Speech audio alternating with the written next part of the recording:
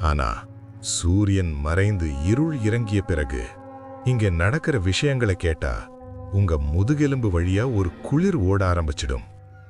இந்த கோயில்தான் ஜடாமுனீஸ்வரர் கோயில். இங்கே சாமி சாதாரண உருவமா மட்டும் இல்ல, ஜடாமுனி என்ற ஒரு உக்கிர சக்தியின் உருவம். கிராம மக்கள் சொல்லுவாங்க, இந்த கோயில்ல பொய் பேச முடியாது, கெட்ட மனசோட வந்தா திரும்பி போக முடியாது. ஏன்னா இங்க இருக்கிற சாமி உங்க பேச்சை விட உங்க மனசை கேட்பார். பல பேர் சொன்ன அனுபவம் என்ன தெரியுமா?